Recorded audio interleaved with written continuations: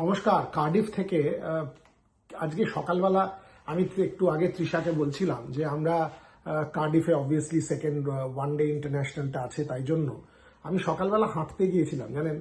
এবং হাঁটতে ঠিক যাইনি, গ্রোসারি স্টোরে গিয়েছিলাম কয়েকটা জিনিস কেনার জন্য। গোটা দেশটা has been sunk into mourning, কিরকম একটা চুপচাপ, মানে গতকাল পর্যন্ত শুধুই world cup world cup world cup. আপনি যেখানে যাবেন সেখানে হ্যারি কেনদের বন্দনা, পোস্টার, টমাস টুকেলকে নিয়ে কথাবার্তা, তার স্ট্র্যাটেজি নিয়ে কথাবার্তা। ফুটবল পণ্ডিতরা, সেটা ওয়েন রুনি থেকে অ্যালেন শেয়ারার থেকে গ্যারি নেভিল থেকে সবাই শুধুমাত্র world cup, is the cup coming home. ফ্যানরা প্রত্যেকটা পাব ভর্তি, আপনি আগে থেকে বুক করে গিয়ে খেলা দেখবেন।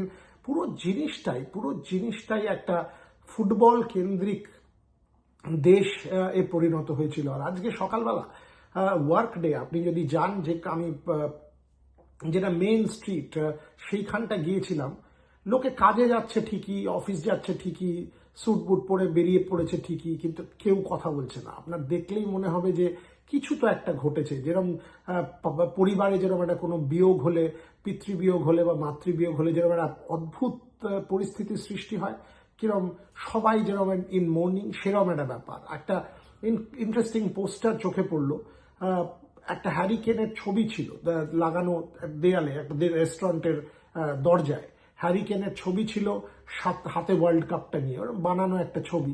সেই ছবিটাতে কেউ একটা লাল কালি দিয়ে সেরকম করে কেটে দিয়ে গেছে, এরকম করে একটা ক্রস দিয়ে গেছে যে ওয়ার্ল্ড কাপটা আর হচ্ছে না। এবং বেশ কয়েকটা পোস্টার ছিঁড়ে মাটিতে পড়ে আছে।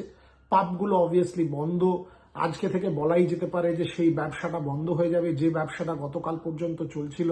আপনাকে গিয়ে পাবে বুক করতে হতো, তবেই আপনি জায়গা পেতেন।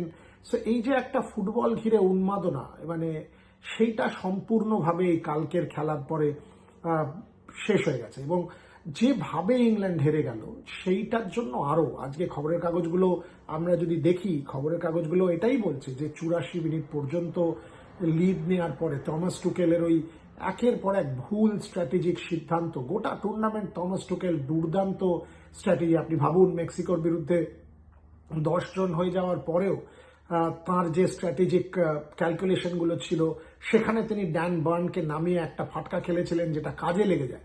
গতকাল ড্যান বার্নকে নামিয়ে যে ফাটকাটা তিনি খেললেন, বা মাল্টিপল ডিফেন্সিভ এনফোর্সমেন্ট এনে সেন্টার ব্যাক নামিয়ে দিলেন গর্ডনের বদলে, একটা সেন্টার ব্যাককে নিয়ে এলেন উইঙ্গারের বদলে, পুরো জিনিসটাই কিন্তু ব্যাকফায়ার করলো। এবং ওইখানে ইংল্যান্ড আলট্রা ডিফেন্সিভ চলে গেল। আর্জেন্টিনার একের পর এক tidal wave of attacks, Thomas টুকেলের টিম সেটা আর নেগোশিয়েট করতে পারলো না। এবং তার প্রথম ইকুয়ালাইজারটার পরে বোঝাই যাচ্ছিল প্রায় 75 মিনিটের পরে 10 জন নিচে নেমে খেলছেন।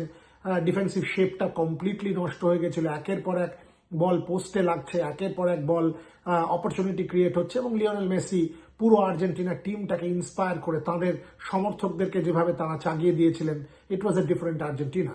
এবং এটা সবাই দেখেছেন যে খেলাটার প্রথম হাফে it was England, right? England was the better team. Second হাফেও প্রথম 20-25 minute it was England was the better team. সেইখান থেকে 1-0 গোলে এগিয়ে যাওয়ার পরে, ডমিনেন্ট ইংল্যান্ড হওয়ার পরেও যেভাবে তারা খেলাটা ছেড়ে দিল, গোটা দেশ কিরকম যেন বিশ্বাস করতে পারছে না। সবাই চুপচাপ, কেউ কোনো কথা বলছেন না, কেউ মানে এমন নয় যে সবাই হাপিত্তেশ করে কাঁদছেন, তা না, কিন্তু আপনার মনে হবে যে কিরকম একটা the whole nation is in mourning and is in shock.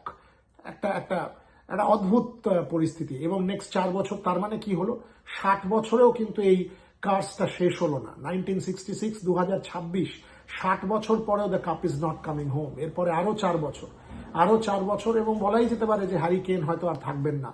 Maybe টিমের দায়িত্ব জুড বেলিংহামের কাঁধে চলে আসবে। জুড বেলিংহাম ভবিষ্যৎ, অবভিয়াসলি ভবিষ্যৎ, 23 বছর বয়স। হ্যারি কেন হয়তো আর থাকবেন না, আমরা জানি না টমাস টুকেল কি করবেন।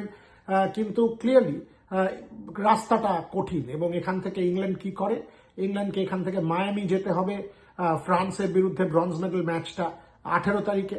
সেইটাও একটা ইন্টারেস্টিং খেলা, কারণ এবারে ওই ব্রঞ্জ মেডেল ম্যাচটার জন্য আপনি কি টিমকে আবার তাতাতে পারবেন, ইন্সপায়ার করতে পারবেন, বিশ্বাসটা জাগাতে পারবেন? দিস ইজ অ্যান ইম্পর্টেন্ট খেলা।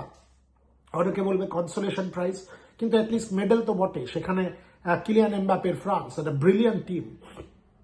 টমাস টুকেল কি করেন, কিভাবে তার ছেলেদেরকে বোঝান, ফ্যানরা কি টিমের সাথে মায়ামি যাবেন, তারা কি সেখানে সাপোর্ট করবেন? অনেক প্রশ্ন। প্রবলেমটা হচ্ছে আজকের দিনে অন্তত এই প্রশ্নগুলোর উত্তর আমাদের কাছে নেই। তাই ইংল্যান্ড থেকে এই প্রতিবেদন যখন আপনাদের জন্য করছি, পুরো দেশটা একটা অদ্ভুত মনে হচ্ছে এবং সময়ের সাথে সবই ঠিক হবে, এটাও ঠিক হবে।